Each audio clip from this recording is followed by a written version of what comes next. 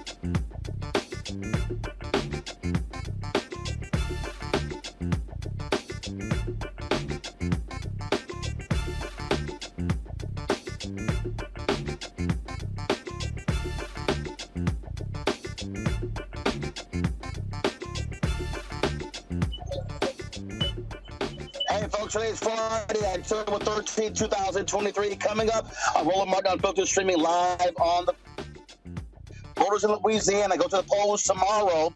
They could be electing the first black governor in Louisiana history. We'll talk to activist Gary Chambers to get a sense of black voter turnout. Also, police in Baltimore making arrests in connection with the shooting a couple weeks ago at Morgan State University. Also, on today's show, a judge refuses to rule on the expansive Georgia election voter suppression law. We'll give you those details. Also, in exclusive, a black Texas man who was tased by police had his arrest thrown out. We'll give you those details as well. Plus, Republicans, can they actually figure out how to elect a Speaker of the House? Who's the latest? Crazy Jim Jordan. We'll tell you all about it. It is time to bring the funk. I'm Roland Martin Unfiltered on the Black Star Network. Let's go. He's got it. Whatever the miss, he's on it. Whatever it is, he's got the scoop, the fact, the find. And when it breaks, he's right on time and it's rolling. Best believe he's knowing.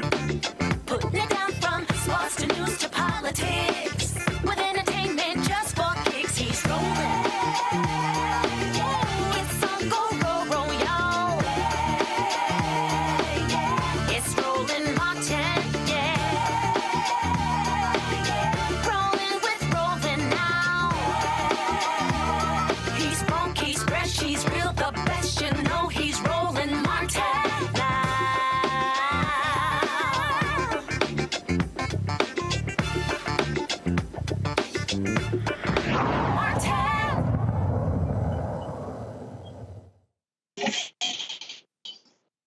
Some major elections are taking place all across the country. Tomorrow in Louisiana, voters go to the polls to choose their next governor.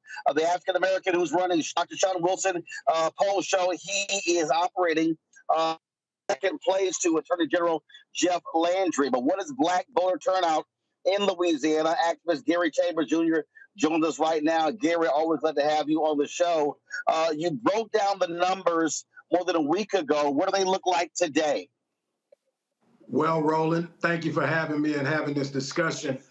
We are looking like about 26% of the turnout overall was black voters in early voting, which is higher than what it was in 2019 when John Bell Edwards won the governor's race, which says that black voters are paying attention to this election. We need that to be about 34% tomorrow on election day. So we need people to, before they go to Southern and Grambling and Southeastern for homecoming, to get up and go vote for Sean Wilson tomorrow morning, because it really does matter what is going to happen in the future of this state if we get Jeff Landry as our governor. And look, and not just those HBCU folks. Look, I tell people all the time, you know, there are 247,000 students at the nation's 107 HBCUs.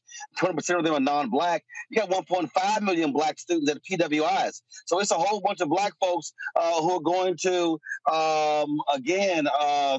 let's see, you know, LSU, going to Tulane, going to all of these other universities, people who don't even went to college out there. And I keep saying to black folks, when we push our numbers to 50, 60, 70, 75%, we can decide the whole election. That's it. That's it. Because black people make up 34% of the state of Louisiana. We have 900,000 registered black voters in this state. And if those black voters activate tomorrow, we will send Sean Wilson to a runoff with Jeff Landry. And he is in a position to be the first black man elected governor in the state of Louisiana since 1972. And that person was not elected. They ascended to the office from being lieutenant governor. So there's never been a black person in the second blackest state in America elected governor. And it's not just because he's black. He's the former Secretary of Transportation. He has a PhD. He's a former professor. He knows where the light switches are in the state capitol, and he has a plan for how we make this state safer, stronger, and better for all of the people of the state of Louisiana, not just some. What are you seeing in terms of on-the-ground voter mobilization? I'll tell you, I put the word out to some people challenging them, and I haven't seen prominent national black leaders going to Louisiana, holding rallies, doing events along those lines, and I even asked a few and didn't get a response from them.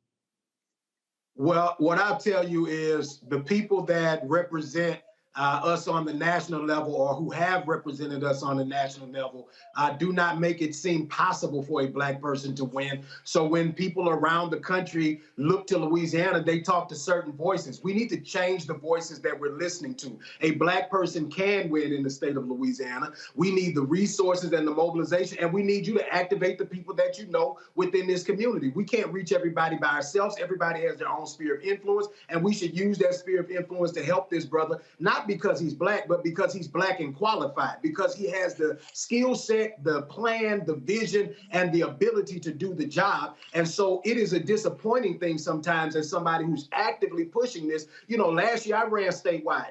I'm not what Sean Wilson is. What is the excuse this year? This black man is the pedigree, has the ethics, has the plan. We should be putting all of our muscle behind him instead of focusing on things that don't impact the livelihoods of American citizens. You said something that was critical a few moments ago when you said Louisiana, the second blackest state in America. People always talk about Mississippi, but they don't bring up that fact of Louisiana. And as you said, the numbers are there. 900,000 eligible registered black voters. They simply got to be activated. And I know Black Voters Matters out there trying to do their work, but you also got the resources to make it happen. That's a fact, man. You know, the organizations that do the work here work tirelessly. There's an organization in New Orleans called Voices of the Experienced Vote They do a great job mobilizing voters around the state, but they need more resources. And the people that are activating and doing this work need more resources. Roland, we didn't have very competitive legislative races this year, so we need the attention to be on these statewide races in order for Sean Wilson to be able to get over the hill. And listen, he's going to make it to a runoff tomorrow night. He's going to get the numbers. Black folks got to show up and do what they got to do tomorrow. I believe that they will get him to a runoff. But November the 18th, we got 30 days to ensure that he becomes the next governor of Louisiana. Otherwise, Louisiana becomes like Florida, like Texas, more radicalized, more against the progress of all people. And we don't need that. Jeff Landry's already suing currently in federal courts to block Black people from getting a second majority-minority district like Alabama just got. The Supreme Court said that we had to do it. And Jeff Landry, while he's running for governor, is fighting from us getting that second Black majority seat. Well, explain that again for the folk who don't get it, Gary, in terms of what Louisiana will be like under a Jeff Landry as governor. If Jeff Landry becomes the governor of Louisiana, we can be assured that there are going to be conversations about education that aren't about educating our children. We can be sure that there are going to be conversations about removing books from school. We can be sure that he's going to talk about AP African American studies, because Jeff Landry is much like one of the last Republicans that we had as our governor. He's going to be focused on trying to be the president of the United States while he's governor. And so the Republican Party is at a point where in order to be the next guy up, you got to be the most radical person in the position that you're in. And Jeff doesn't have a problem with that. He sues over every cockamamie idea that he comes up with that strips away liberties from people, that limits access. This man just sued to try to prevent people from getting health care in the state of Louisiana while he was running for governor. That is not somebody that we want to actually have the ability to have the veto power. Right here in Louisiana, the governor has a power to line item veto. That means the governor can look at anything in the budget and line item veto that out. We need a governor that's going to work against the ideology that is stripping away our liberties, and somebody who's focused on the right things. Jeff's going to waste our time. He's going to waste our tax dollars, and he's going to put us in and make us a laughing stock of the nation. We already ranked number 50, Roland. We don't need to be worse than we are. A lot of Black people. See, this is the thing for me in terms of how I believe in connecting the dots. It's a whole lot of Black people who come to Louisiana every year for Essence Festival. Essence Festival is not just the largest economic engine in Louisiana, it's the largest live event in the country. And so here's my whole point to Black folks who are all across America. Don't just come down to Louisiana for 3 or 4 days in July and not realize that you can have an impact putting those same type of resources behind the Black guy who's running for governor, and then he's running the whole state. And that's the thing it's the hardest thing for me to when they talk about 350, 400,000 people, 450,000 coming, being a part of Essence Festival. Well, guess what? All those Essence Fest folks should be saying, how do we make this brother governor? Let me tell you why that is significant and why it matters. Essence, like any other festival or any other, the Super Bowl, when those things come, the state incentivizes those things to come.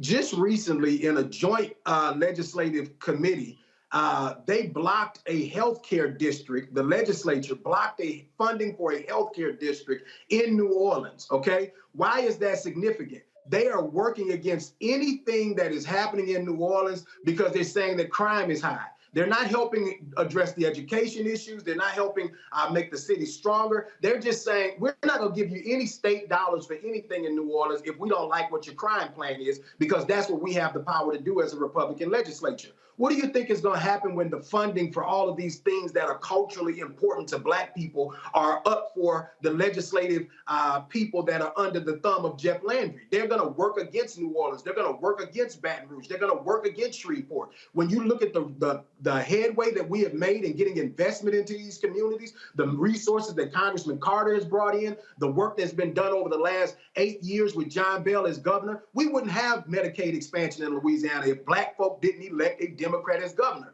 When John Bell was elected, he was elected with 700,000 votes. Of those 700,000 votes, over 450,000 of them were black people. And so he would not be governor if it were not for a majority black people vote showing up for him. So we have to have that same energy and tenacity for a black man. And if you are on the national level and you care about these things, if we don't get this man in, some of the things you enjoy, you may not enjoy as much. Again, it's just trying to get people to understand the stakes. Gary, hold tight 1 second.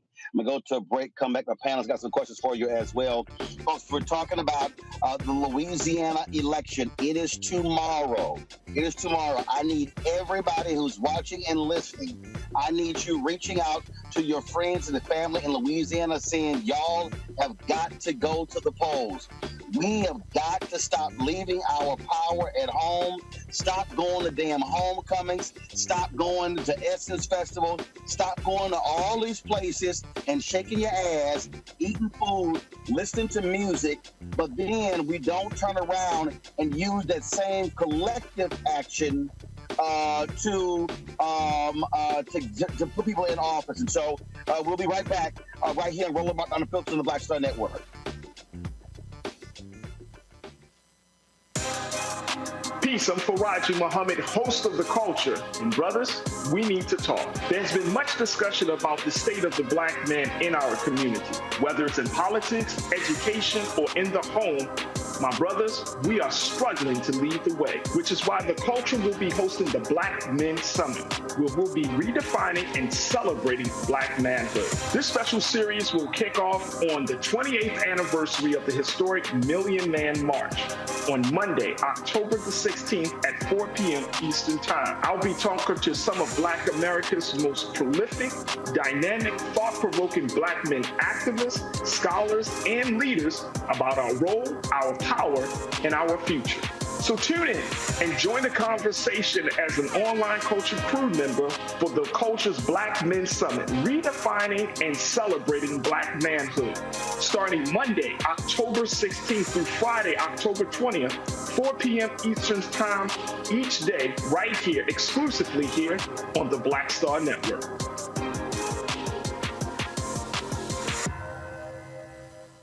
Next on The Frequency with me, Dee Barnes, actress, writer, and advocate Ray Dawn Chong is here to discuss her childhood and break down her life in Hollywood, a show you don't want to miss. Well, even at my peak when I was getting a lot of stuff, as soon as I was working a ton, I heard people whispering, oh, we don't want to pay her because we're giving her a break.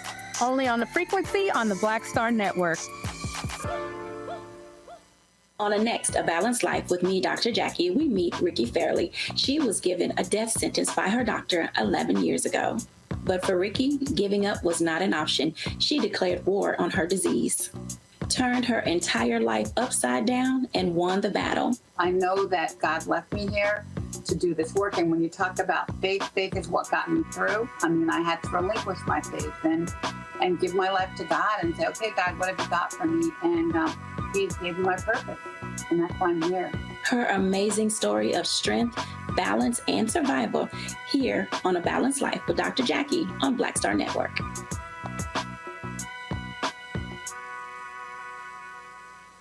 On the next Get Wealthy with me, Deborah Owens, America's Wealth Coach, you're going to learn about the silver tsunami, which means that 1 million people are turning 65 every day, and they're going to need some kind of care.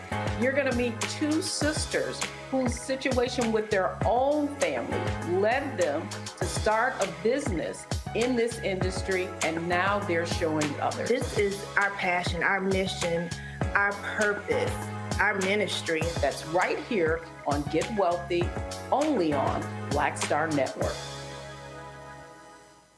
All change is not growth. Right. But thoughtful change is real good fertilizer. And that's what has been so beneficial to us. But you also were not afraid of the pivot.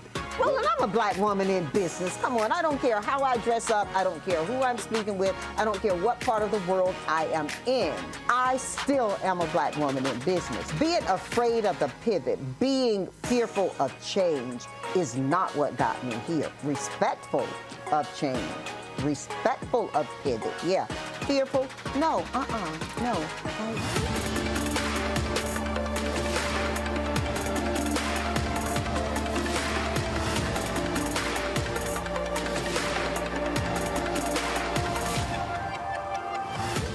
When you talk about blackness and what happens in black culture, we're about covering these things that matter to us, speaking to our issues and concerns. This is a genuine people-powered movement. There's a lot of stuff that we're not getting. You get it, and you spread the word. We wish to plead our own cause. Too long have others spoken for us. We cannot tell our own story if we can't pay for it. This is about covering us. Invest in black-owned media. Your dollars matter. We don't have to keep asking them to cover our stuff. So please support us in what we do, folks. We want to hit 2,000 people, $50 this month, raise $100,000. We're behind 100,000, so we want to hit that. Y'all money makes this possible. Checks and money orders go to P.O. Box 57196, Washington, D.C. 20037-0196. The Cash App is $RM Unfiltered. PayPal is R Martin Unfiltered. Venmo is RM Unfiltered. Zelle is Roland at RolandSMartin.com. Hatred on the streets, a horrific scene, a white nationalist rally that descended into deadly violence. White people are losing their damn minds. As an angry pro-Trump mob storms the U.S. Capitol, we've seen shooting. We're about to see the rise of what I call white minority resistance. We have seen white folks in this country who simply cannot tolerate black folks voting. I think what we're seeing is the inevitable result of violent denial. This is part of American history. Every time that people of color have made progress, whether real or symbolic, there has been what Carol Anderson at Emory University calls white rage as a backlash. This is the rise of the Proud Boys and the Boogaloo Boys. America, there's going to be more of this. Here's all the Proud Boys, guys. This country is getting increasingly racist in its behaviors and its attitudes because of the fear of white people. The fear that they're taking our jobs, they're taking our resources, they're taking our women. This is white fear.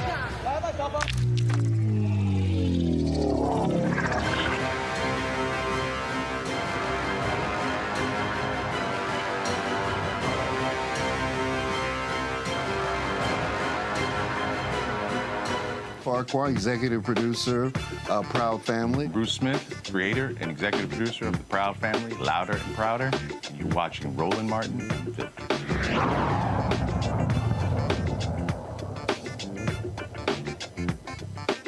All right, folks, welcome back to Roland Martin Unfiltered. Gary Chambers Jr. is our guest. He's out of Baton Rouge, activist there. We're talking about the Louisiana election tomorrow.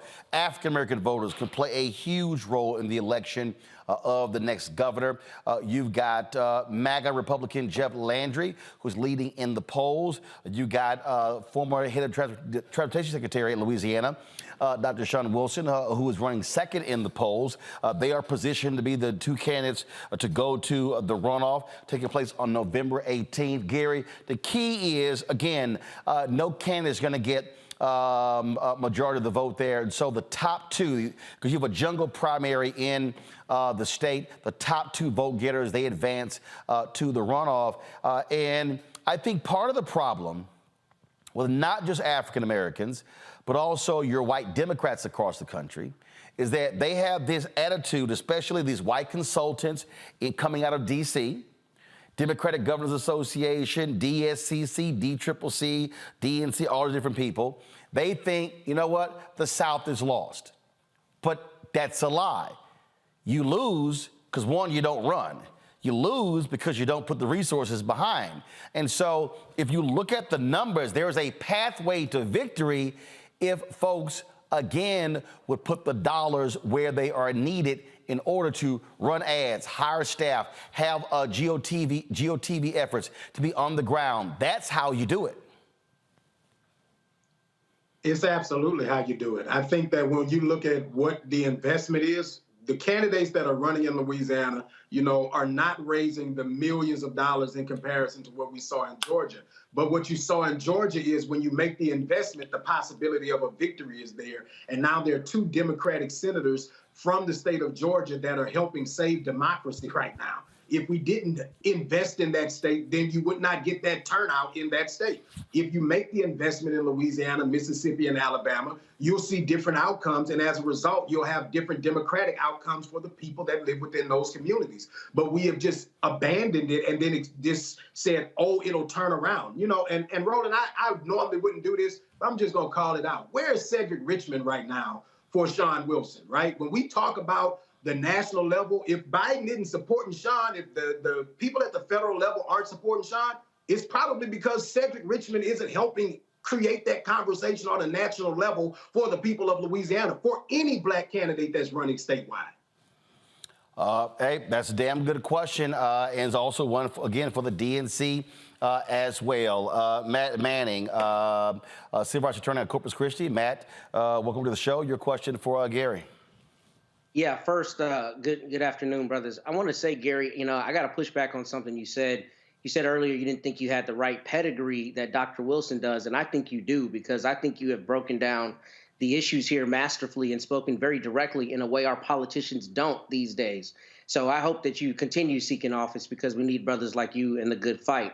My question for you is this. I know John Bel Edwards before did better than a lot of the other, you know, Republican, because he's a Democrat, of course, Republican candidates in Louisiana, and that he won the strongholds that you would expect in New Orleans, Baton Rouge, and other places.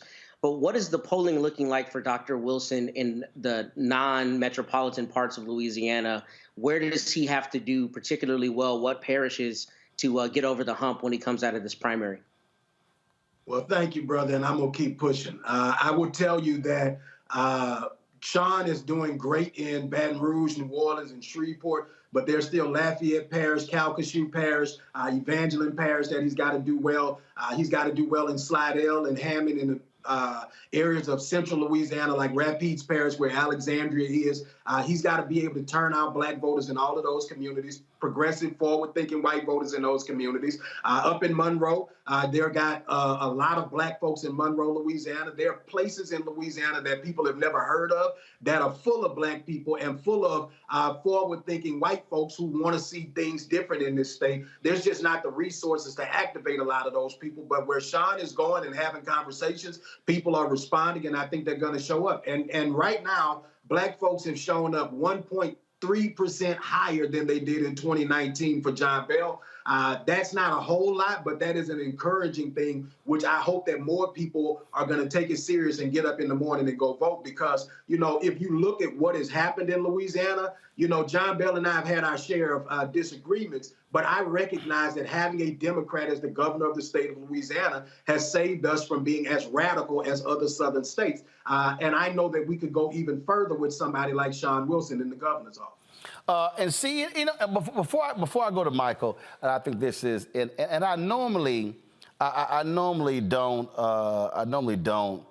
call some of these fools out, but you know what? I'm just gonna go ahead and do it. And matter of fact, you know, let me just look right here for a second, because you know what? Let me just do this here. Michael, ask your question. I'm gonna come back and I'm gonna throw a name out to get since Gary throwing names out. I'm gonna ask a name because it's a lot of people who run their mouths on YouTube and social media about politics, and they real quiet about what's happening in Louisiana. And I got one person I'm gonna ask Gary about in particular. Michael, go ahead. Hey, Gary, thanks for coming back on. This is extremely important. Earlier, you mentioned the first black governor of Louisiana. You said 1972. I think you meant 1872, PBS Pinchback. Correct. Number one. I'm sorry. No, it's all right. It's all right.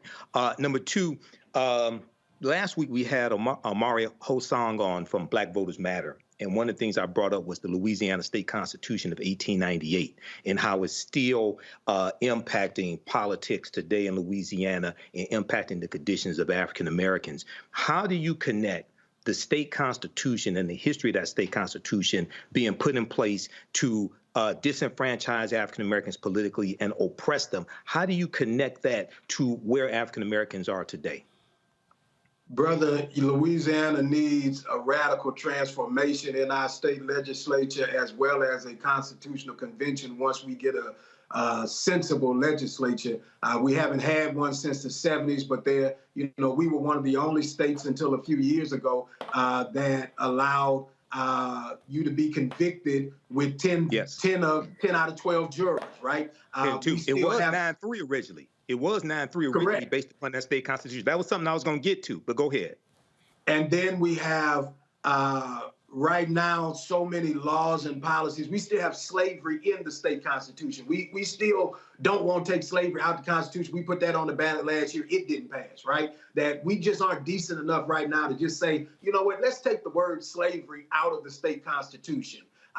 This is a real issue that a lot of citizens don't recognize on its face, but what the government says on paper matters, because when the government says something, they apply that to your life. And if you don't make them change what that is, then at any point they feel that they can directly or indirectly impose that will upon you. Right, right. Roland, do you have a question? I just wanted to interject something. Go ahead. Okay, so for everybody who doesn't understand, when the Louisiana State Constitution was passed in 1898, it had a clause in there that stated that for many felonies, for you to be convicted, instead of it being a unanimous vote by a jury of 12, it was a 9-3 vote. They did this specifically because if you had, because African Americans could serve on juries based upon that state constitution. They did it to reduce the power. If you had 3 African Americans on that jury, they did it to nullify that vote. So there's a deep history when it comes to these state constitutions. They're directly impacting us today. The more we understand those state constitutions, the more we'll realize why voting strategically matters today and how laws and policies shape every aspect of our lives. People are still in jail from it right now, brother. There are people who are convicted on 10-2 convictions, 9-3 convictions that should be retried, should have the opportunity for that evidence to be reheard, that are still serving in Angola Penitentiary right now, which is one of the worst penitentiaries in this country and really on the face of this earth, because it's just a terrible place. Yeah, it was built on the land that was a former slave plantation. That's where it gets its name from. The majority of those slaves came from Angola. That's where it gets its name from. All right, then. So I'm going to do this. No, again, normally I ignore the simple Simons, Gary, but this is a Louisiana race, and so I'm just curious. Have you seen or heard that loudmouth ass Jason Black, who's in Louisiana, who's always go to my YouTube page, because like last year, this little idiot did this thing called Pull Up Summer 2022, which was pretty stupid because he claims that I was running from him at Essence Fest, and he's so irrelevant, the fool don't even know I was there the whole time, and he couldn't even get credentials, but I was all over the place. But it's interesting, I see him, I don't see nothing on here about Louisiana gubernatorial race. Nothing. So I get a kick out of these people who love talking black, who love talking about what black folks should do, who love talking about what other black people should be saying and not saying. And he's sitting there in Louisiana, ain't saying nothing about the black guy running for governor, but I'm sure he probably gonna try to call him a sellout like he tried to call you one and everybody else. But I purposely just believe in calling these folks out, because what they do is talk trash on YouTube, but do nothing to actually help black people. And if you black and listen to that fool, you stuck on stupid too. You know, Roland, we have a real problem with figuring out how do we collectively advance our people. And a portion of that problem is that some of us speak so much against black progress that we don't contribute anything other than that to black progress, which is not a contribution of any value, to be honest. We have a real opportunity where we can turn things out. And my struggle with all of the people who kick back, and this is for the foundational black Americans who say that we should not push some of these candidates, you got to get somebody in there to move your agenda. Yep. And if you can't convince people that your agenda is important, you got to build a bridge big enough, a boat big enough that you can cross the river of struggle. Because black folk tired of struggling. They tired of sitting in conditions and communities that are not working. And the way that we advance that is by putting people who share the majority of our views in office so that we can get things done. And then if those people are not doing what we want, we don't put them there again. But I didn't see many people that were running for the U.S. Senate last year that had a majority black staff, that paid majority of black people with the resources that they raised, $1.3 million, that kept reparations as a part of their platform, and I still was not getting the support of those people. So it's almost like when you're black and you're running, are you ever good enough for black people sometimes? Because you say, I'm not gonna vote for them just because they black. When they black and they got a college degree and a PhD, you got a problem with that. When they black and they are activists and they are advocates, you got a problem with that. The question is the white man's ice cold? And again, since I'm just gone ahead in there, same thing. Loudmouth Vicky Dillard. All they do is run their mouth. And again, you got black folks who run it. This is for the governor of Louisiana, second blackest state. On here, I see her talking about Kamala Harris, dogging Joe Biden, saying Clyburn sold us out, saying DNC chairman flees if the black Americans confront him, all this sort of stuff. I don't see nothing on here about the brother who's running for governor. And so all I'm saying to all of these so-called super black people, where you at? Because, see, you can't keep saying you want this. To your point, Gary, well, who's going to do it? So let's be real clear. We know what Jeff Landry not going to do. We know exactly what he is going to do that's going to be oppressive to black folks there in Louisiana. And so, yeah, I'm purposely name-calling all these folks who run their mouths. They love doing videos about me, but it's amazing when it's time to put the metal to the pedal, it's time to really get going, time to actually get folks elected who can speak to our interests. Ooh, they MIA. They in the witness protection program. Don't work for us, man. So that's why I tell folk, if y'all waste your time listening or following any of them, tell me what are they actually doing to advance the cause of black folks. Because guess what? If you're not in power, you can't do anything. Sitting on the curb, chirping and yelling on YouTube does nothing. Are you mobilizing and organizing? Are you helping to raise money? Are you telling people to create phone banks? That's all I'm saying. What are you actually doing? And if you're not doing anything, then you ain't doing nothing for the actual liberation of black people except just run your mouth. Pull it up, folks. The voting tomorrow in Louisiana, y'all. Polls in Louisiana open tomorrow at 7 a.m. They close 8 p.m. Central. Get your vote in. Don't sit here and go watch college football or go watch baseball or go sit here and go to barbecues and go partying or whatever. Make sure you vote. Voting is our power. And again, if Wilson advances to the runoff, we come right back on November 18th, but none of that happens if we do not vote. Gary Chambers, we appreciate it. Thanks a lot. Thank you, brother. All right, folks, we got to go to the break. We come back. We'll talk about what's happening in Georgia. Again, why do they constantly attack our voting rights? Because they know the power of our vote. We'll discuss that next, what's going on in Georgia, right here on Roland Martin Unfiltered on the Black Star Network. Pull up a chair, take your seat. The Black Tape with me, Dr. Greg Carr, here on the Black Star Network. Every week, we'll take a deeper dive into the world we're living in. Join the conversation only on the Black Star Network. Peace, I'm Faraji Muhammad, host of The Culture. And brothers, we need to talk. There's been much discussion about the state of the black man in our community, whether it's in politics, education, or in the home.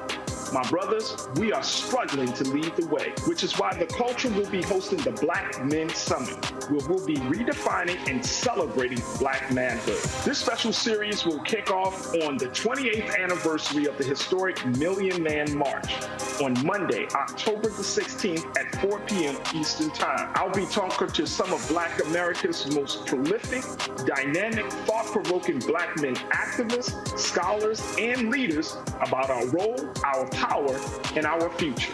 So tune in and join the conversation as an online culture crew member for the Culture's Black Men Summit, redefining and celebrating Black manhood. Starting Monday, October 16th through Friday, October 20th, 4 p.m. Eastern Time each day, right here, exclusively here on the Black Star Network. Next on The Frequency with me, Dee Barnes, actress, writer, and advocate Ray Dawn Chong is here to discuss her childhood and break down her life in Hollywood, a show you don't want to miss. Well, even at my peak when I was getting a lot of stuff, as soon as I was working a ton, I heard people whispering, oh, we don't want to pay her because we're giving her a break. Only on The Frequency on the Black Star Network. Hey, it's John Murray, the executive producer of the new Sherry Shepherd Talk Show. This is your boy, Earthquake. And you're tuned in to Roland Martin, Unfiltered. All right, folks, welcome back to Roland Martin Unfiltered here on the Black Star Network. We have done so many stories, y'all, here about the constant attack on voting rights in this country. And not just the attack on black folks, the attack on young white voters, what's going on, Latinos and others. We see this happening all across this country, and we see this happening a lot in Georgia. In Georgia, a federal judge has declined to block several provisions of a recently passed law in Georgia, while there are various legal challenges to it. Now, you often see this, folks, where they will say, well, while these cases are going forward or appeals are being happening, then we're not going to stop things. We saw the same thing happen with the congressional districts.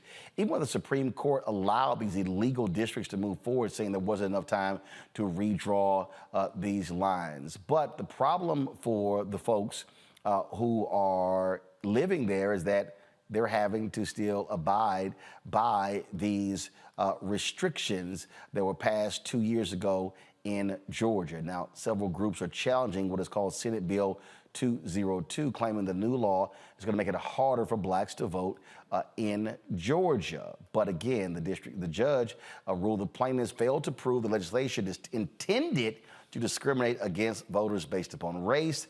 Provisions issue include limits on the number of absentee ballot drop boxes, an ID requirement for voters casting absentee ballots, a ban on volunteers providing food and water to voters waiting in line at the polls.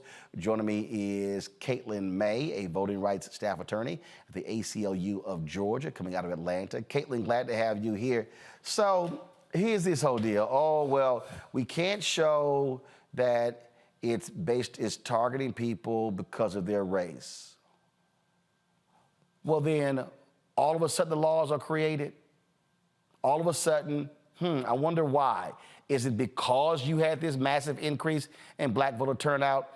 And this is the problem that we have with a lot of these judges, where they want to say, oh, no, but you got to show like this exact evidence that it was directly because they are black.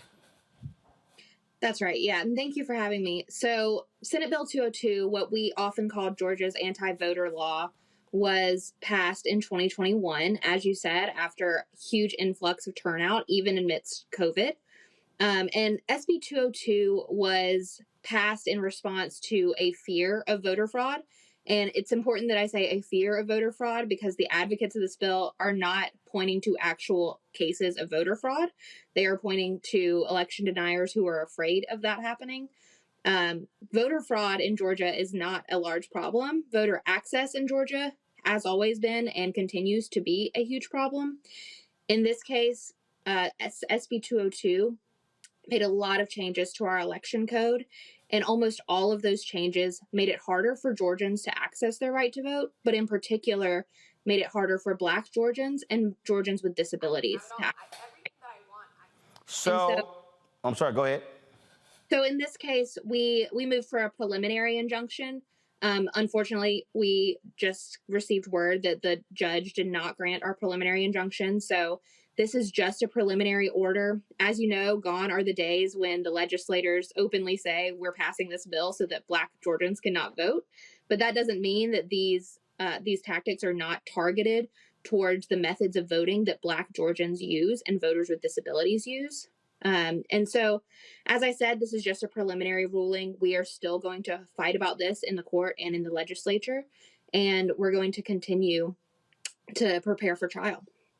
You know, one of the things that that we talk about this stuff a lot on this show, and I don't think the people out there really understand the battles that are taking place in courtrooms nationwide. I mean, literally, law being passed, lawsuit filed, law being passed in North Carolina, lawsuit filed, law passed in Florida, lawsuit filed. I mean, it's like, what we're talking about here is exactly what we saw during the Jim Crow days after the Brown versus Board of Education.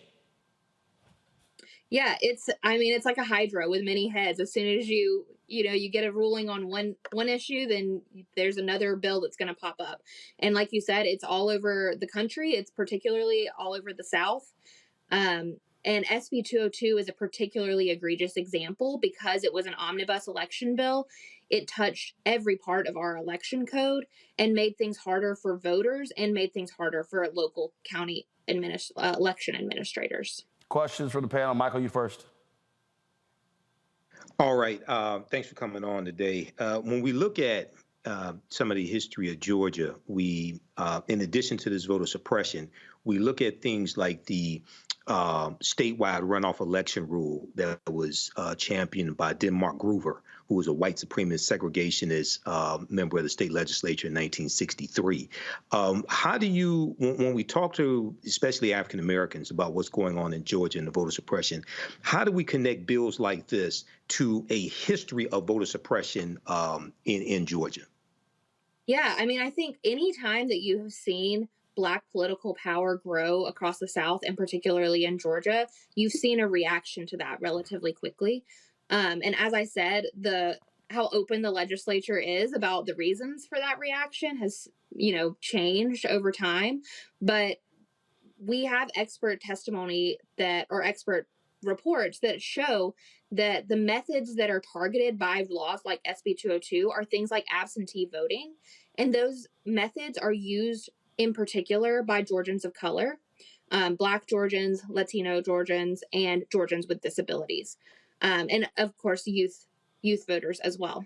So This is part of a long line of cases where the legislature restricts access to the ballot in reaction to Black Georgians turning out and exercising their right to vote. Unfortunately, this negative ruling for us is also part of a long history in Georgia. Black Georgians have shown for decades that they are willing to overcome many obstacles put in the way of their right to vote. And just because they are willing to overcome those obstacles and still have great turnout doesn't mean that those obstacles should be allowed to exist. Matt? Thank you.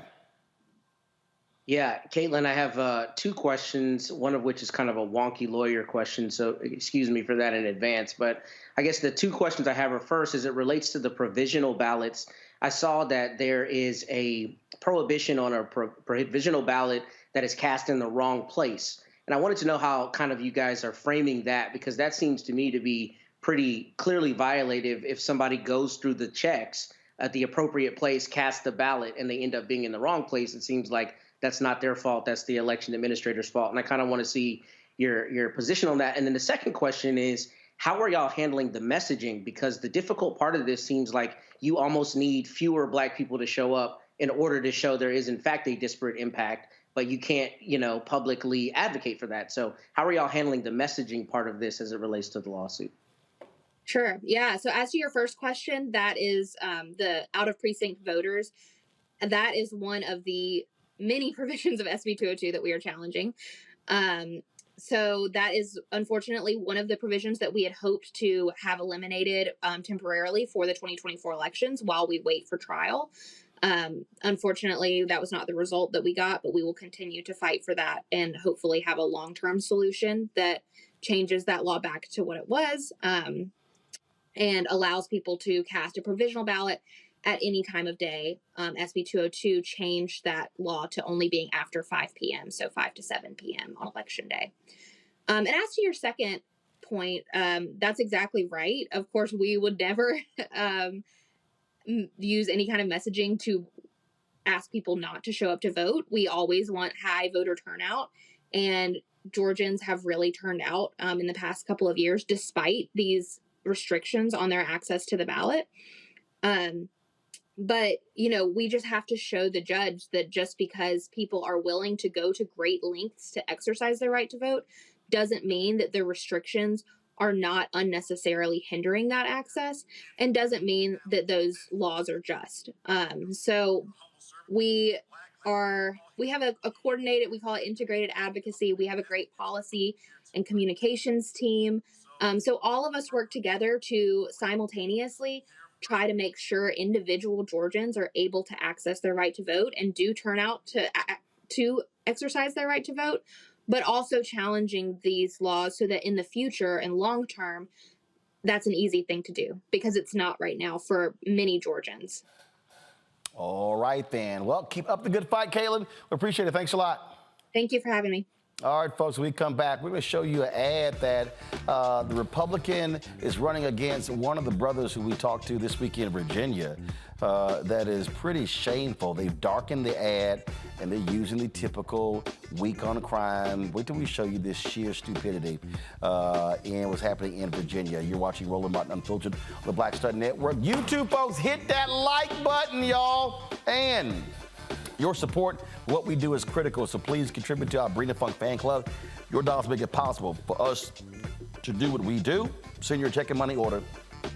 P.O. Box 57196, Washington, D.C., 20037-0196. Cash App, $RM Unfiltered. PayPal, R Martin Unfiltered. Venmo is RM Unfiltered. Zelle, Roland at RolandSMartin.com. Roland at RolandMartinUnfiltered.com. And of course, be sure to download the Black Star Network app, Apple phone, Android phone, Apple TV, Android TV, Roku, Amazon Fire TV, Xbox One, Samsung Smart TV. And be sure to get a copy of my book, White Fear, The Browning of America is Making White Folks Lose Their Minds, available at bookstores nationwide. We'll be back in a moment. All change is not growth. Right. But thoughtful change is real good fertilizer. And that's what has been so beneficial to us. But you also were not afraid of the pivot. Well, and I'm a black woman in business. Come on, I don't care how I dress up. I don't care who I'm speaking with. I don't care what part of the world I am in. I still am a black woman in business. Being afraid of the pivot, being fearful of change is not what got me here. Respectful of change. Respectful of pivot, yeah. Fearful? No, no.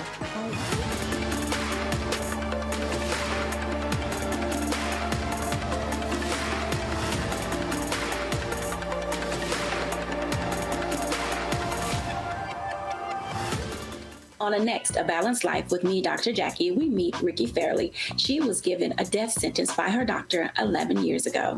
But for Ricky, giving up was not an option. She declared war on her disease, turned her entire life upside down, and won the battle. I know that God left me here to do this work. And when you talk about faith, faith is what got me through. I mean, I had to relinquish my faith and give my life to God and say, okay, God, what have you got for me? And He gave me my purpose.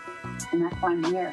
Her amazing story of strength, balance, and survival here on A Balanced Life with Dr. Jackie on Black Star Network.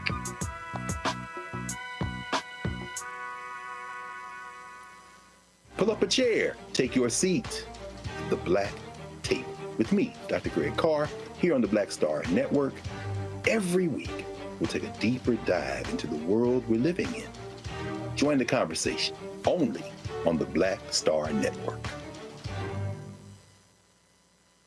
Hello, I'm Jamia Pugh. I am from Coatesville, Pennsylvania, just an hour right outside of Philadelphia. My name is Jasmine Pugh. I'm also from Coatesville, Pennsylvania. You are watching Roland Martin Unfiltered. Stay right here.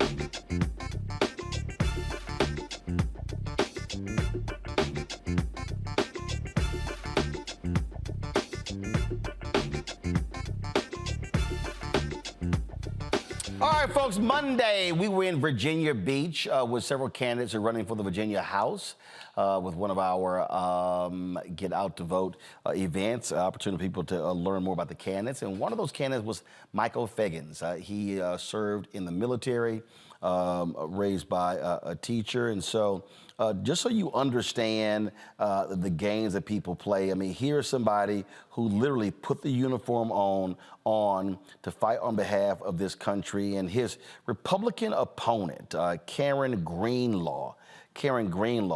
Let me show you this despicable ad that she put out, attacking him, lying about his record, but then also darkening the video as well. All right, y'all play it. Michael Fagans is endorsed by radicals who want to defund our police and release murderers and rapists from prison. Fagans even implied cops are worse than terrorists. Karen Greenhall is endorsed by Virginia law enforcement. I know nothing's more important than keeping our communities safe. As your delegate, I supported pay raises for law enforcement and voted for legislation to put violent criminals behind bars. I'm Karen Greenhall, candidate for delegate, and my campaign sponsored this ad. First of all, who is the shameful brother in her spot, standing there? Now, I want y'all to go back to this here, because I'm going to show y'all what happens when these people put these kind of ads out, and I'm going to show y'all how they lie, okay? So go ahead and play it, and then I'm going to tell you to freeze it, okay? Go ahead. Michael Fagans is endorsed by radicals who want to defund our police and release murderers. Stop right there. Okay, so here's the first thing. Michael Fagans wants to, so go back, bring it back. So they got a picture of him in his Alpha blazer and tie, saying he wants to defund our police. You see, there's nothing to back it up. No facts whatsoever. Nothing. They're not quoting anywhere. They're not showing anything. They're not citing any source. Then they go to the next one. Go ahead. Endorsed by radicals who want to defund our police and release murderers and rapists. Stop right there. Okay, he wants to release murderers and rapists.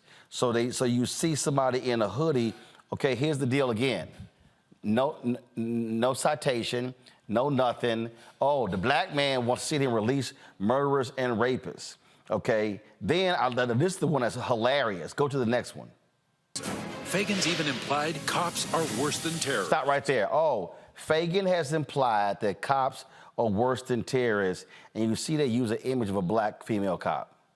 This is the trash, Matt Manning, that we often see by these Republican candidates, and they can't back it up, but people wonder. These are the scare tactics to scare white voters, saying, don't vote for the black boogeyman. From the same people who are the first one to beat the drum about somebody being a veteran or, doing their service for the country, right? I mean, it's because he's a black man. And when it's advantageous for their position for him to be black and the boogeyman, he's the black boogeyman. When it's advantageous for him to be a veteran and a hero, then he's a veteran and a hero.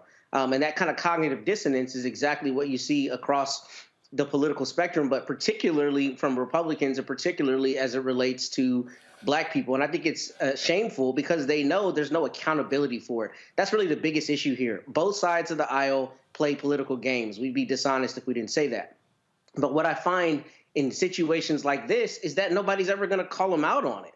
I mean, release murderers and rapists. I don't know the policy point behind that, but I suspect he's a proponent of some kind of bail measure, right? Which, if you believe in the Constitution, you have to believe in, because the Constitution affords you that right. But that's not what the voters want to hear, unfortunately, and that's not what they feel they need to tell them. Instead, you put a black man on the screen and you put in big, bold font, release murderers and rapists, and it becomes, I don't want to vote for that guy because he's, lawless. He's for lawlessness despite having fought for the country. So that kind of cognitive dissonance and dishonesty has absolutely no accountability. Nothing happens for doing that, and that's why you see it there. And in places like here in Texas, some of the political ads I've seen are insane, and they're among the same kind of vitriol and a lot of the same xenophobic vitriol, for instance, with immigrants. Dan Patrick and others have had some ads that painted like every person who is an immigrant is inherently lawless and For the folks who don't know, Dan Patrick is Lieutenant Governor of Texas. Go ahead. Well, and we know that that isn't true. I mean, we know that the data doesn't bear that out. And we know that what that is both fear and race mongering, intending to play to the fears of predominantly white people who are afraid of a country slipping out of their grasp that is long ago slipped out of their grasp. So this is part and parcel with that kind of messaging. And the sad reality is there's no accountability for it, which is why we continue to see it. Michael? Yeah, you know, Roland, this is reminiscent of the Willie Horton ads from 1988, the presidential race between George H.W. Bush and Mike Dukakis, who was the governor of Minnesota.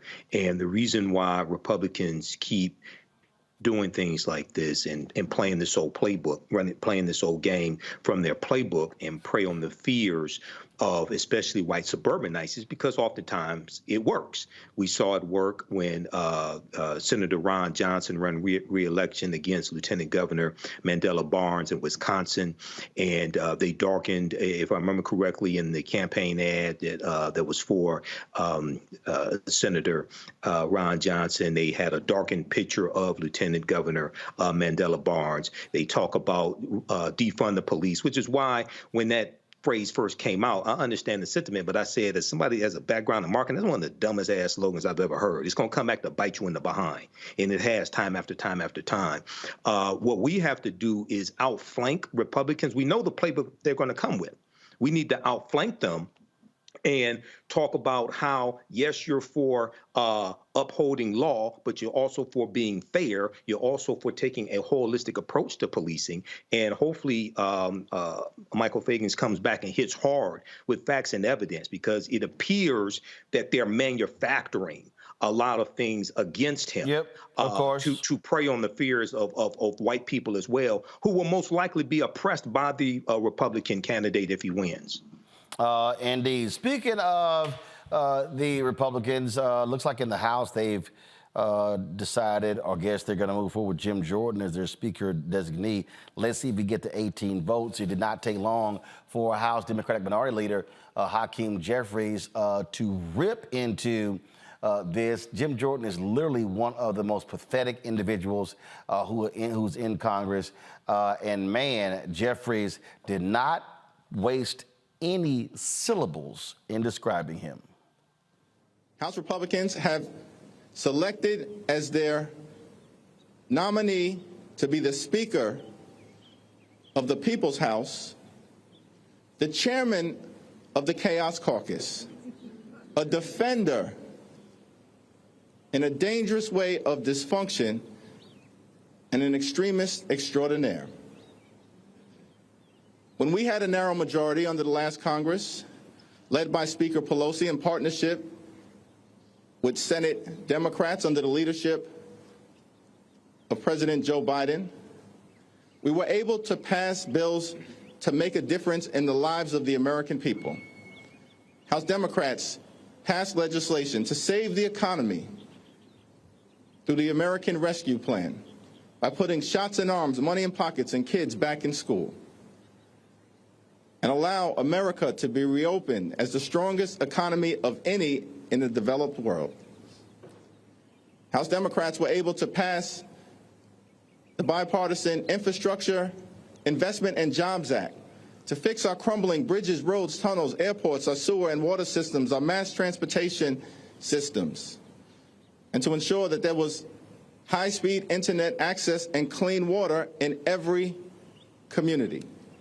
House Democrats, with our majority, were able to pass gun safety legislation for the first time in 30 years that will save lives.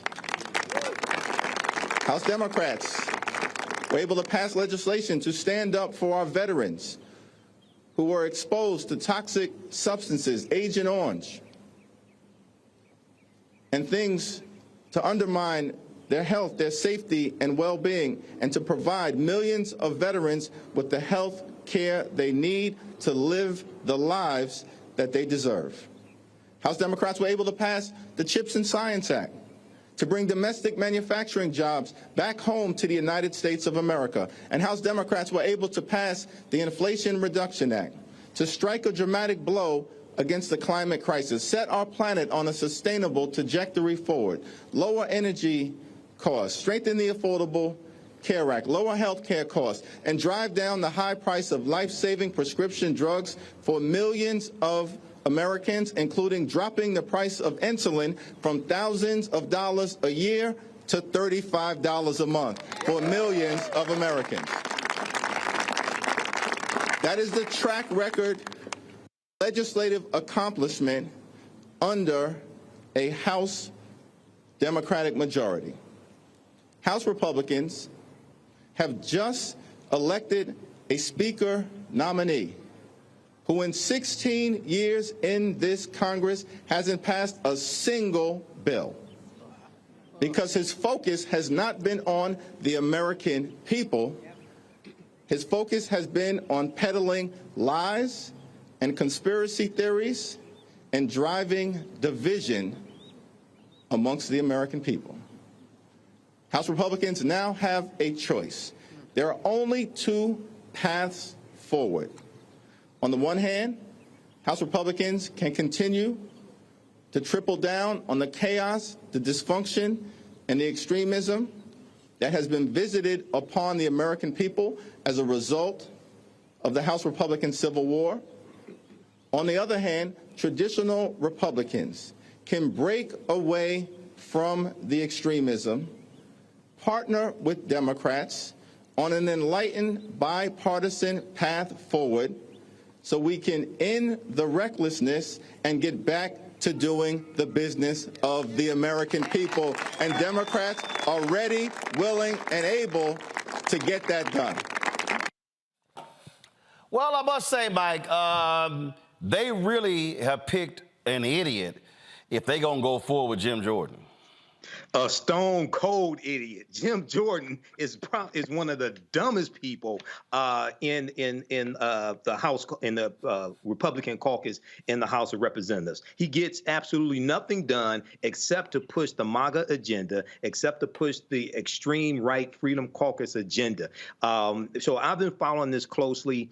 We've been discussing this on the African History Network show, and Jim Jordan got 124 votes in the to be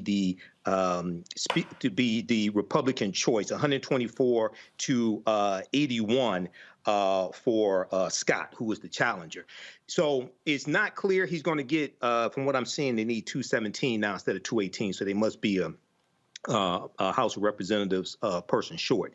It's not clear he's going to be able to get to 217. But what really needs to happen is Hakeem Jeffries and Democrats need to go to some of those Republicans who in 2022 midterm elections won seats in districts that Joe Biden won, go to 6 to 8 of them and cut a deal for them to support Hakeem Jeffries to be the speaker, some type of power sharing deals, whatever it is. There have been power sharing deals in the past, because we can't have a Jim Jordan as speaker. Nothing's going to get accomplished. They're going to have launch more nonsensical investigations. And lastly, it's important for people to understand that continuing resolution that just passed maybe a couple weeks ago, right, to keep the government open, that expires November 17th. We're going to be right back in. Got to do another deal.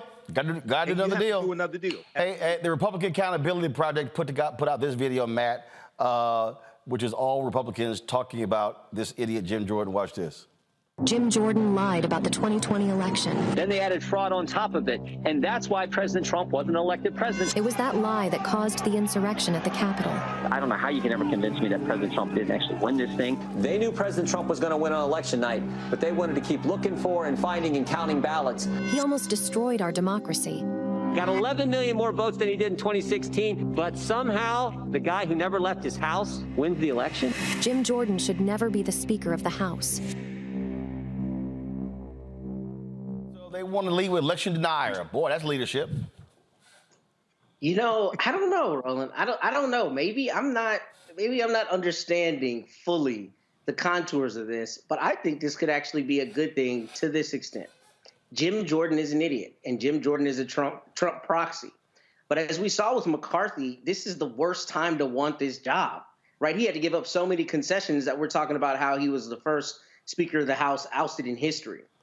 So I think perhaps there's a chance if Jim Jordan gets elected, yes, things will grind to an even worse halt, but that civil war will, basically render him ineffective. I mean, it might be an Icarus situation or a clipped wing situation, if you will, where he becomes the Speaker of the House.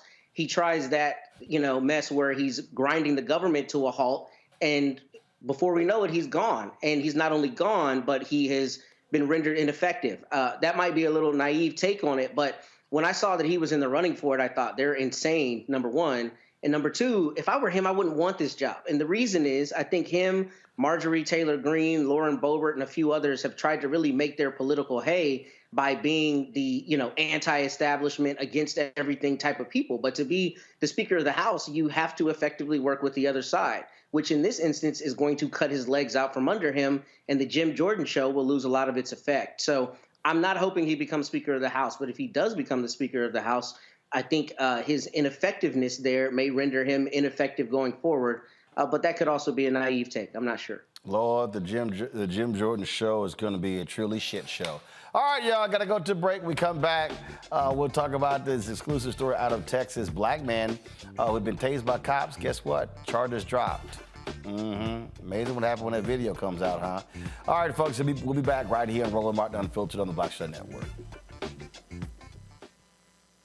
On the next Get Wealthy with me, Deborah Owens, America's Wealth Coach, you're going to learn about the silver tsunami, which means that 1 million people are turning 65 every day, and they're going to need some kind of care. You're going to meet two sisters whose situation with their own family led them to start a business in this industry, and now they're showing others. This is our passion, our mission, our purpose, our ministry. That's right here on Get Wealthy, only on Black Star Network. Peace, I'm Faraji Muhammad, host of The Culture. And brothers, we need to talk. There's been much discussion about the state of the black man in our community. Whether it's in politics, education, or in the home, my brothers, we are struggling to lead the way, which is why The Culture will be hosting the Black Men Summit, where we'll be redefining and celebrating black manhood. This special series will kick off on the 28th anniversary of the historic Million Man March on Monday, October the 16th at 4 p.m. Eastern Time. I'll be talking to some of Black America's most prolific, dynamic, thought-provoking black men activists, scholars, and leaders about our role, our power, and our future. So tune in and join the conversation as an online culture crew member for The Culture's Black Men Summit, redefining and celebrating black manhood. Starting Monday, October 16th through Friday, October 20th, 4 p.m. Eastern Time each day, right here, exclusively here on the Black Star Network.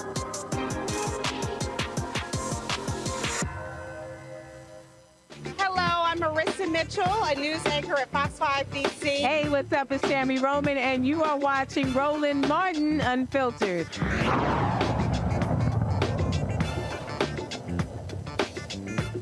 All right, folks, the battle over district lines in Texas continues in Galveston County. The Texas Civil Rights Project, they are hailing a victory there. They tweeted out, we won our lawsuit against Galveston County. Today's win strikes down the 2021 Galveston County redistricting map drawn in a way that discriminated against the county's black and Latino citizens. Galveston County has been ordered to redraw the map by October 20th. They lay out who they worked in tandem with. Racial gerrymandering is not a new tactic. It impacts voters of color every election cycle, and this case proves that voters will not sit idly by while politicians aim to diminish their power. That's Joaquin Gonzalez. And so congratulations to the Texas Civil Rights Project. Speaking of Texas, folks, we have an update on a story that we previously talked about. The arrest of a Texas man who was tased in an ambulance following a seizure by Killeen Police, well, has been suppressed. Interesting. Now, Matt is one of Truman McCollum Jr.'s attorneys, and we talked about the federal lawsuit filed against 3 police officers and the city alleging that his civil rights were violated. On January 16, 2021, Truman suffered a medical emergency in a Burger King parking lot, causing him to hit another vehicle on January 16, 2021. He was not responsive when he was removed from his car. He was then taken to an ambulance. The body cam video provided to us by his attorneys shows Truman being tased multiple times in the ambulance and again when they moved him to the police car. Yeah, folks. You see here the officers. They are, first of all, we got a couple of people here. Matt is here, of course. We also have Ross Williams with us as well to explain what in the heck going on here. So glad to have both of you out here. So, all right. So we had body cam footage before, Matt. Now we have a different camera here. And the defense that they gave beforehand, that seems to fly out the window. Yeah, it does. So to make it clear, Roland, I'm one of Truman's 2 attorneys. My co-counsel, Rossi Williams, is obviously here. And one of the parts of this that we probably didn't flesh out the first time is that Truman is also facing criminal charges. So I represent him on those criminal charges. And pretty early on in this case, I recognized that there was a serious legal issue as it relates to the probable cause where the police officers arrested him. So I filed a motion to suppress. I went up and argued it. They put one of the defendants in the federal civil rights case on the stand. I ate him alive. The judge agreed with me. There is not probable cause to arrest him here for anything that he got charged for. So she issued an order granting our motion to suppress, which means that everything in the criminal case is dead, essentially. So now the state is intending to appeal it. They haven't filed their brief on time. I think they're appealing it because they're salty that we won. But where we are now is that we are focused solely on the civil rights case going forward. You know, this is just, it's still interesting him, Rosie, as we looked at this whole deal, that they're trying to defend this when it's utterly illogical that a man was in an ambulance. And everything that we see, it wasn't like he was attacking anybody. They just decided, what the hell, we're gonna tase him.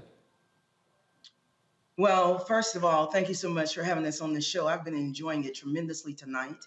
But you know, whenever you're dealing with that thin blue line and it comes to Black people, we're not walking around happily singing, I got Georgia on my mind.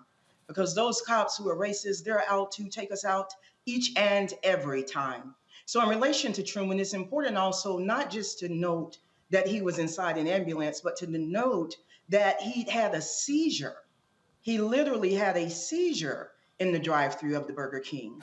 And that is what caused his car to go forward into the car in front of him. And that is what caused the Burger King employee to call 911 for medical assistance for someone whom he witnessed have a seizure. So when you just showed that body-worn camera of the Killeen PD tasing Truman inside the ambulance, Truman is still coming out of the seizure. He has no idea he's inside of an ambulance. When they removed him from the car, he was literally still unresponsive.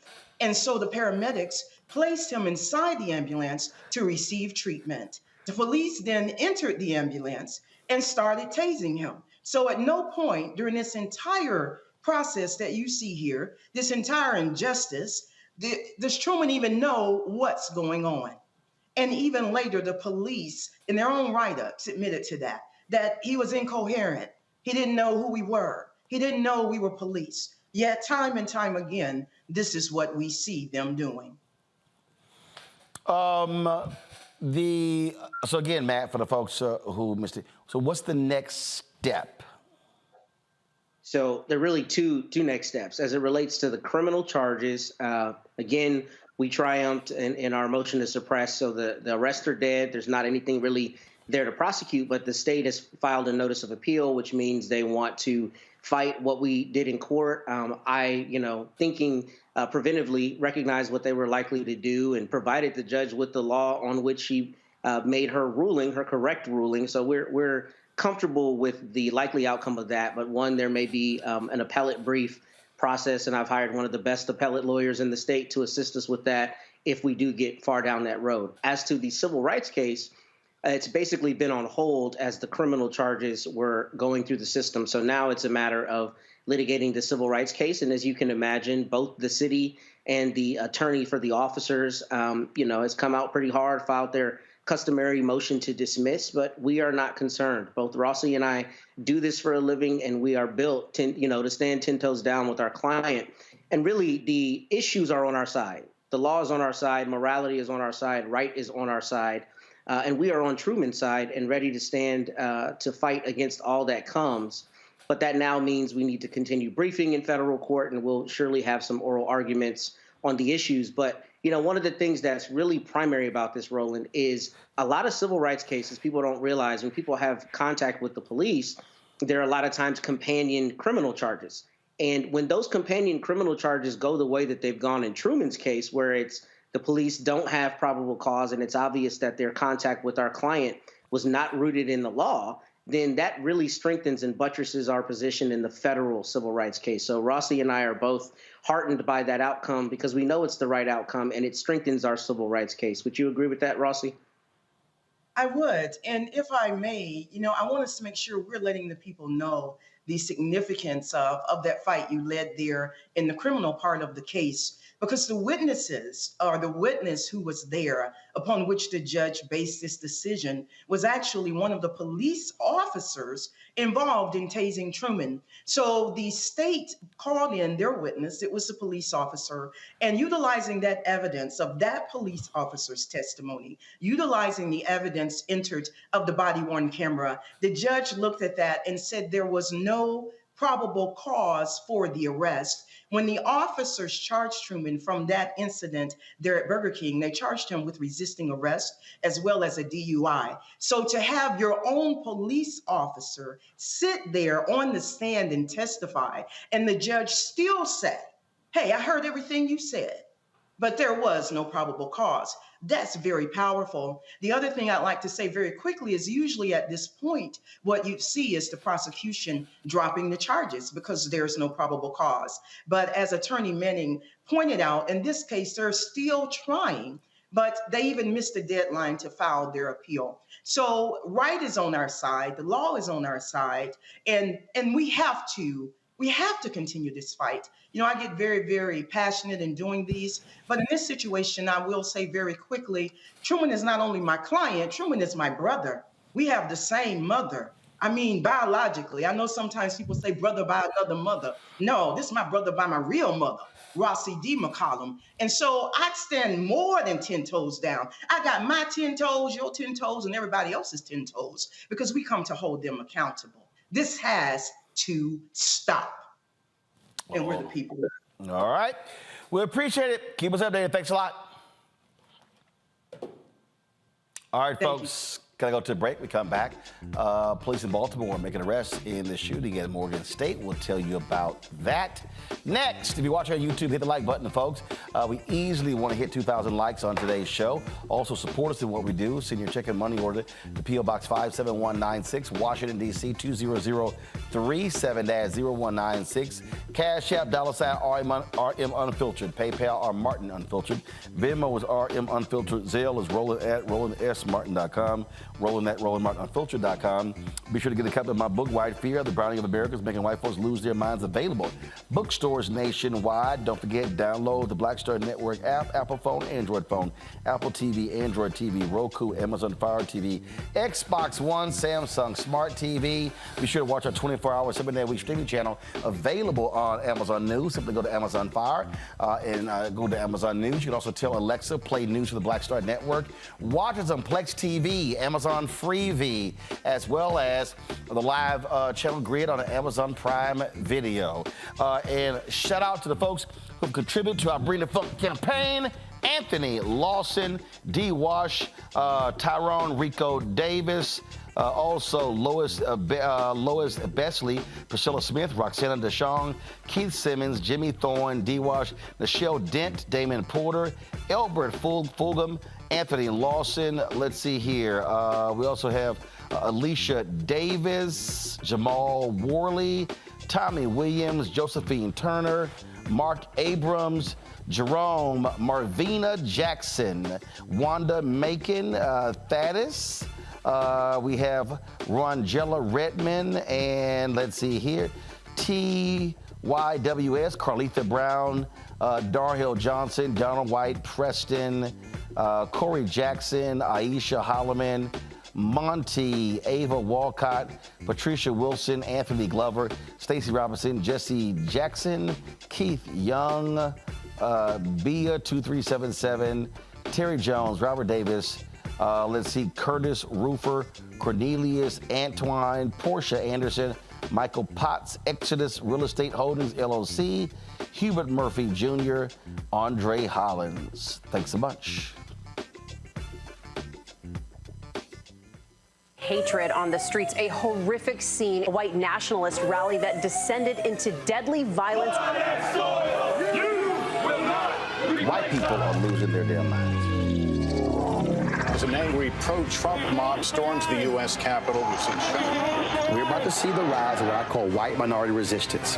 We have seen white folks in this country who simply cannot tolerate black folks voting. I think what we're seeing is the inevitable result of violent denial. This is part of American history. Every time that people of color have made progress, whether real or symbolic, there has been what Carol Anderson at Emory University calls white rage as a backlash. This is the rise of the Proud Boys and the Boogaloo Boys. America, there's going to be more of this. Here's all the Proud Boys, guys. This country is getting increasingly racist in its behaviors and its attitudes because of the fear of white people. The fear that they're taking our jobs, they're taking our resources, they're taking our women. This is white fear.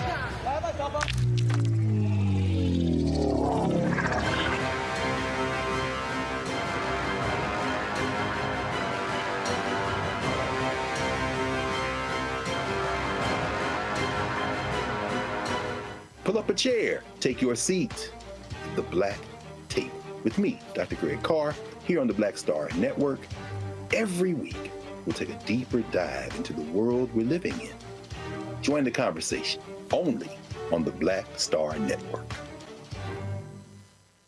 Next on The Frequency with me, Dee Barnes, actress, writer, and advocate Ray Dawn Chong is here to discuss her childhood and break down her life in Hollywood, a show you don't want to miss. Well, even at my peak when I was getting a lot of stuff, as soon as I was working a ton, I heard people whispering, oh, we don't want to pay her because we're giving her a break.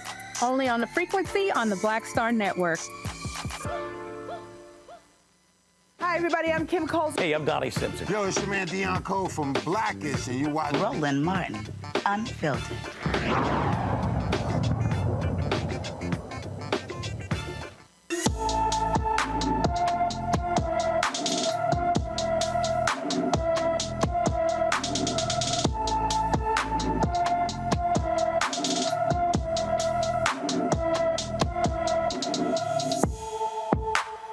Richard Brownlee IV has been missing from his Cairo, Illinois home since July 13th.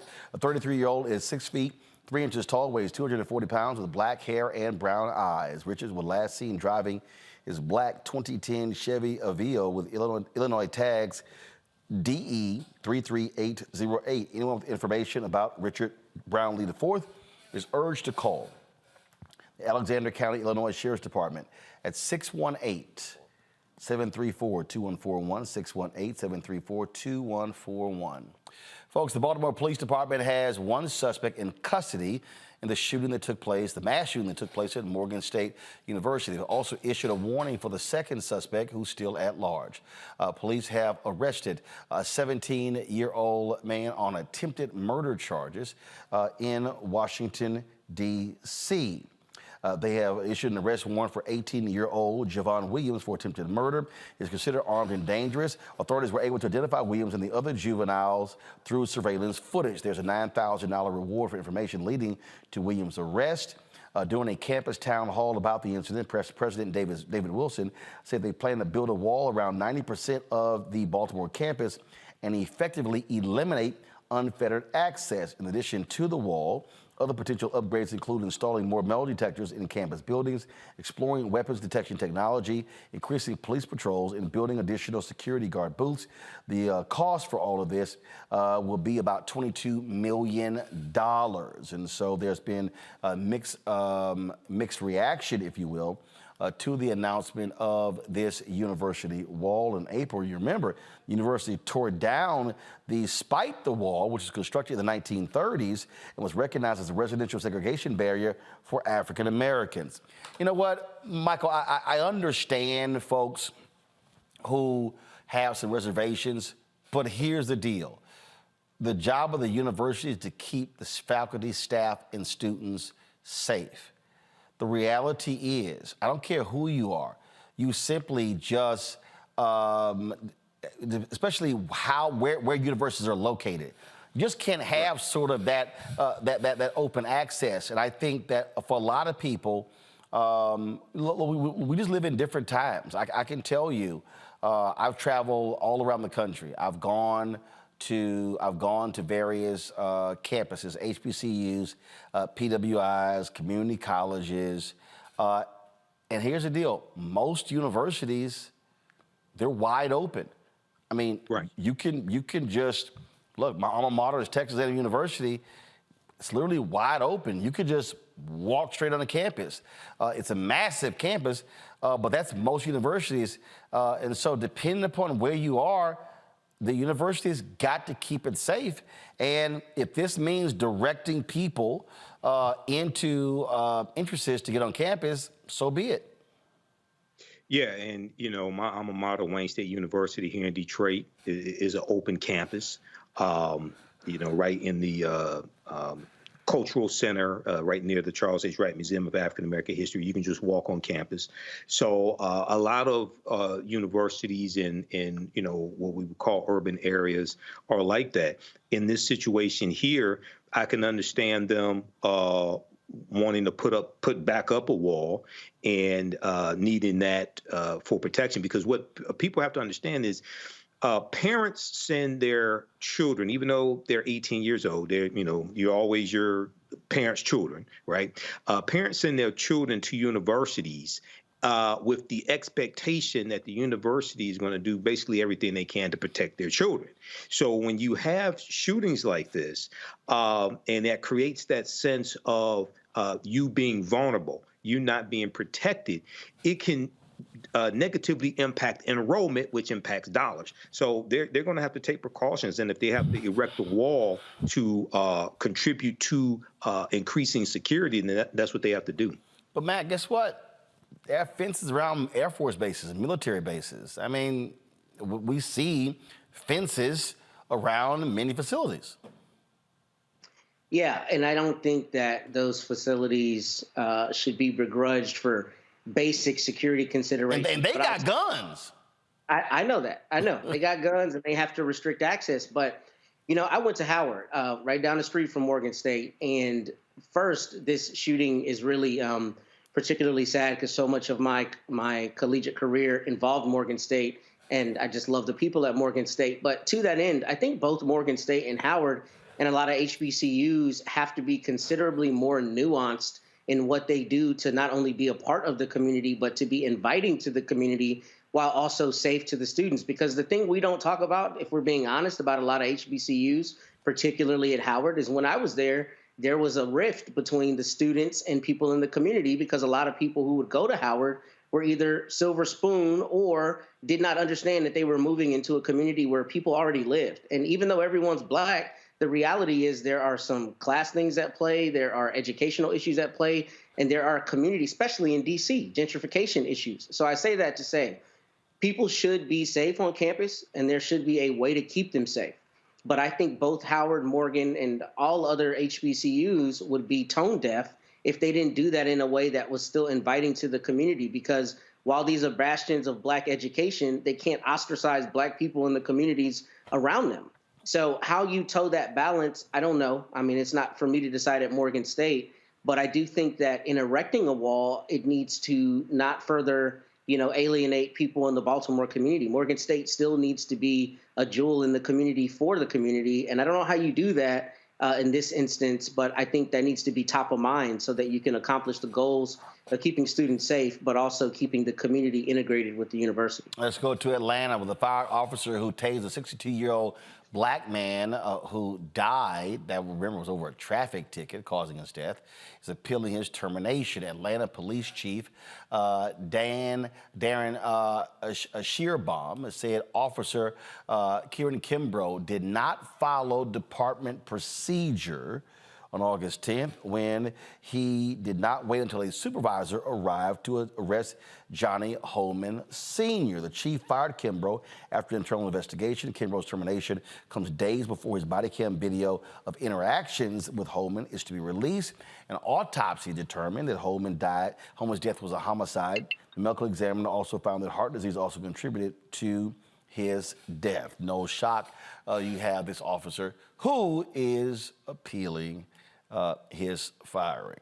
Well, that often happens. That's what we see that. All right, y'all. Let me go to a quick break. We'll be right back on Roland Martin Unfiltered on the Black Star Network.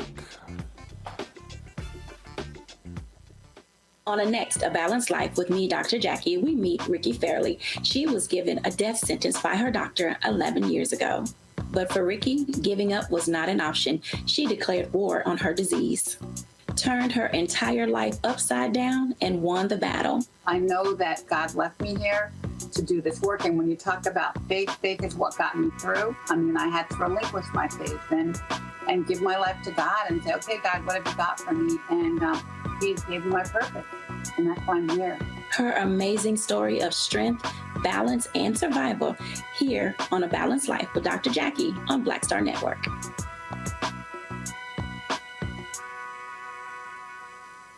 When you talk about blackness and what happens in black culture, we're about covering these things that matter to us, speaking to our issues and concerns. This is a genuine people-powered movement. There's a lot of stuff that we're not getting. You get it, and you spread the word. We wish to plead our own cause.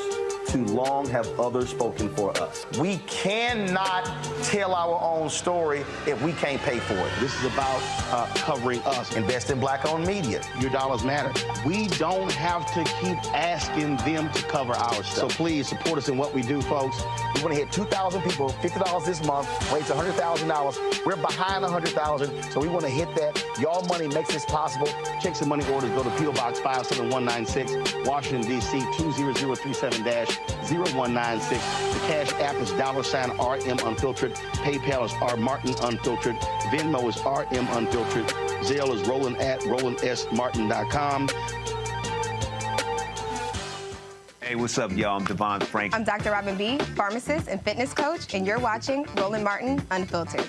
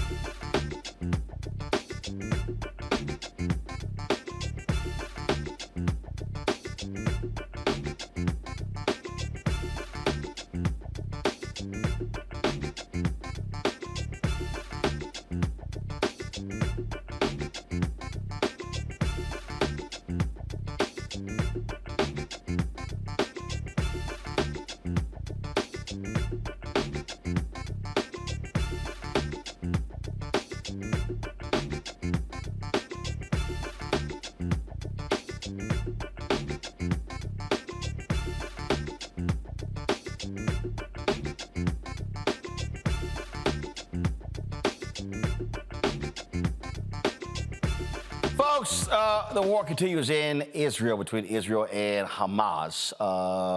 You have Israel saying that the folks who live in Gaza, 1.1 million people should leave Gaza. A lot of people saying, wait a minute, this is going to cause even more problems, saying that how do you just move 1 million people out of the way? President Joe Biden gave a speech today in Philadelphia where he did talk about what is happening there in the Middle East. Check this out.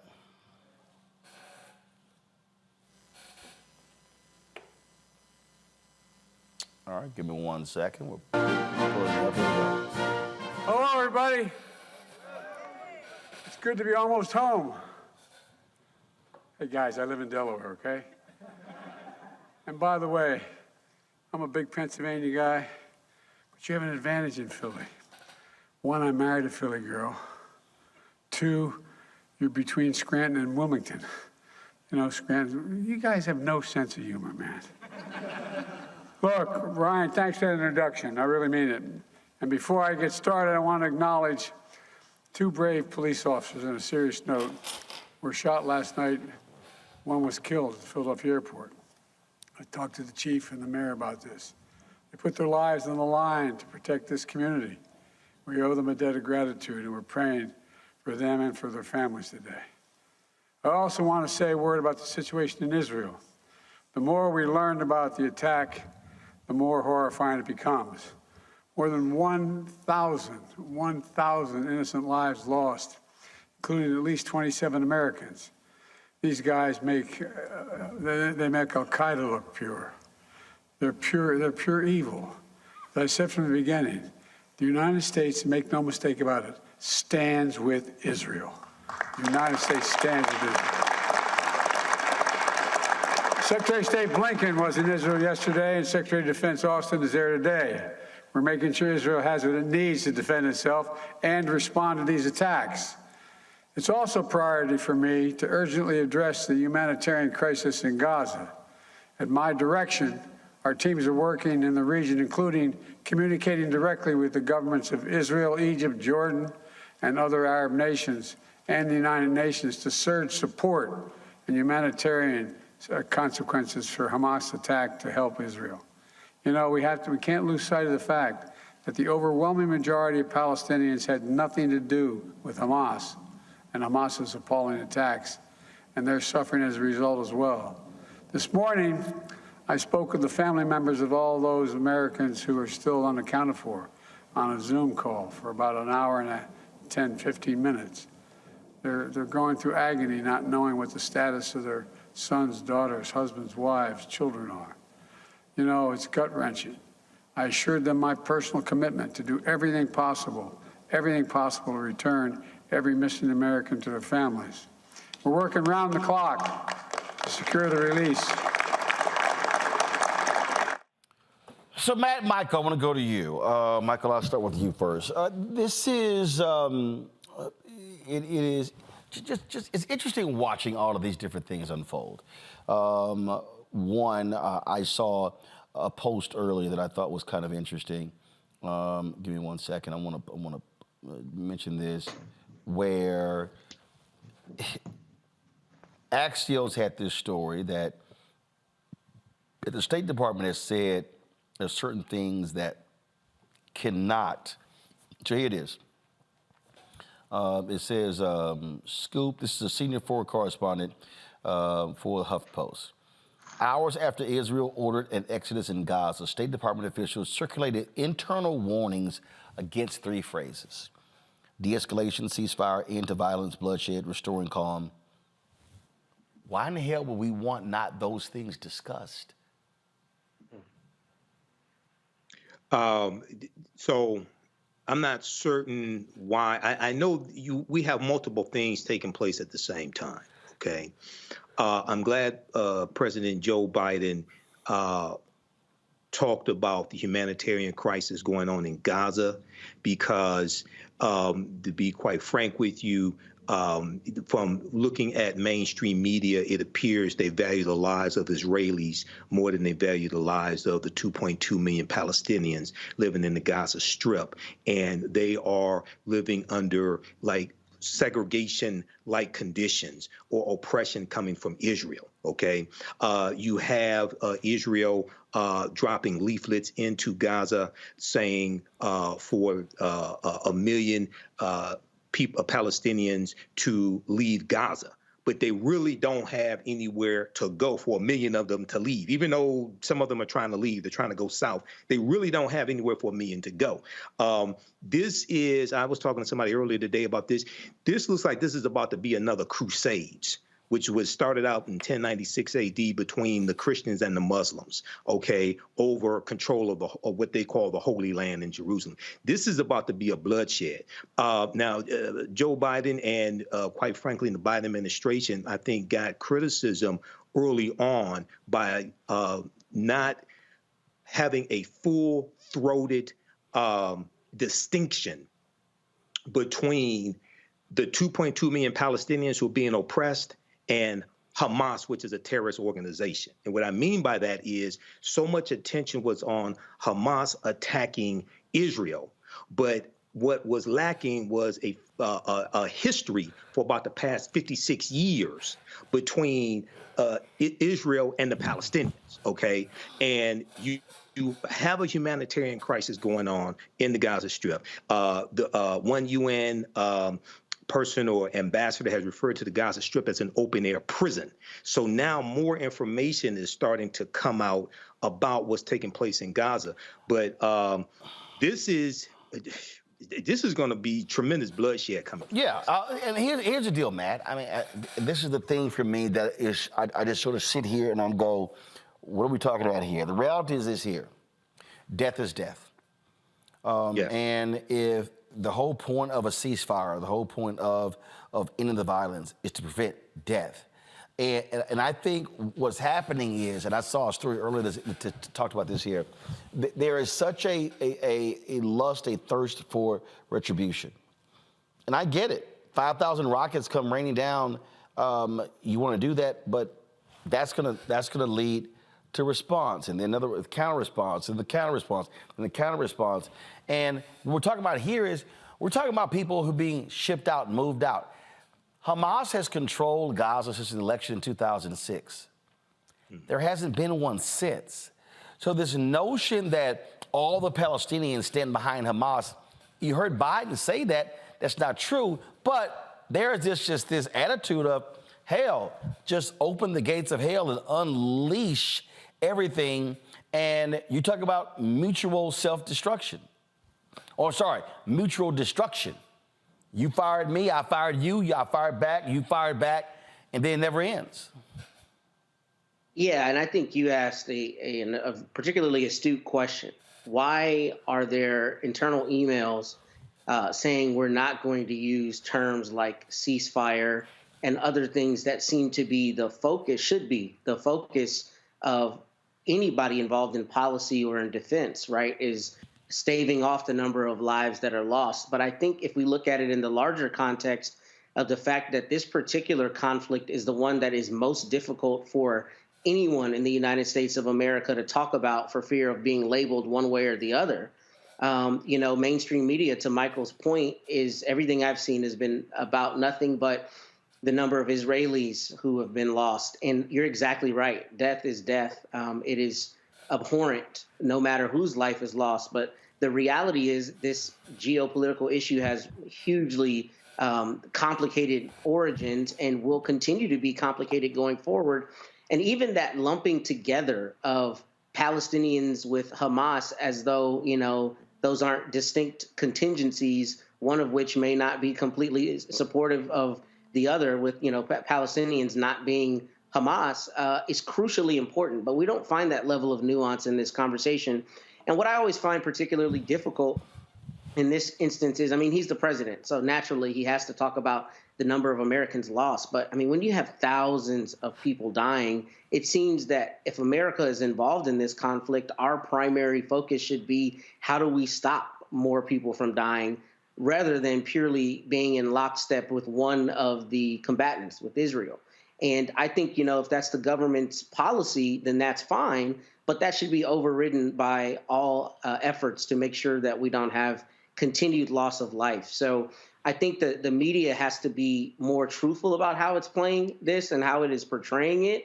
And I understand people's fear about not being anti-Semitic or any other kind of label. But if we don't talk about the issues and all of the attendant issues, honestly, then we can't meaningfully have conversations about how the United States can help make sure that people on both sides aren't losing their lives. This is the homepage to HuffPost. Stunning U.S. memo, don't call for de-escalation in Gaza. Also, the Israeli president said all Gazans responsible for attack. I mean, seriously, I mean, how there are 2.2 million people in Gaza, Michael. How do you make the claim that, oh, they're all responsible for the attack? What this says, what it sounds like, oh, this just gives us license to destroy it all and everyone. Mm-hmm. That's exactly what it is. You know, our sister, Dr. Joy DeGruy, who wrote Post-Traumatic Slave Syndrome, she talks about cognitive dissonance, and she talks about for you to dehumanize another people, you have to put negative pejorative terms on these people to reduce their humanity, to then justify mistreating them. And this is what it appears is taking place now by trying to lump all of the 2.2 million Palestinians in who Israel has been oppressing for years. Let's make that clear. Okay, it's the same way African Americans were segregated and oppressed by white people here in this country. This is what's taking place now by the Israeli government. Now, I also make a distinction most of the time between what the government is doing and what the everyday citizens feel and what they're doing, because oftentimes, sometimes there's congruency, but oftentimes there's a disconnect between how the government is oppressing the people in another country and how the everyday citizens of that oppressive country, act. But this is how you set up a people for mass extermination. You put negative terms on them in the media to then justify and reduce the desire for other nations to come to their aid. And lastly, there has also been a call from reports I've seen. I think New York Times had an article about this. There has also been a call for all of the Arab, I can't remember if they said Arab nations or Muslims, however they put it, to rise up as well. Okay, and once again, this I think this is going to be another crusade, and it's going to be bloodier and more people dead than the previous 8 crusades. All right, then. Matt, Michael, we appreciate y'all joining us on the show. Thank you so very much. Folks, that is it. Don't forget, Monday, I'll see you guys from Fredericksburg, Virginia for our next town hall. Elections here in Virginia, so we look forward to seeing you at Zion Church of Fredericksburg. Don't forget also, Louisiana folks, vote tomorrow. Your election takes place tomorrow. Those votes absolutely count. Sean Wilson, African-American, was running for governor. He is on the ballot, and so be sure to vote in that. Folks, again, I want you to have a fabulous, fabulous weekend. Last night, I got a chance to go see Dave Chappelle here at the Lincoln Theater in D.C., where he's shooting another Netflix special. Maxwell's in town as well. I was chatting with my homeboy earlier. And so a lot of different folks, a lot of things happening. Hope you have an absolute fabulous and great weekend.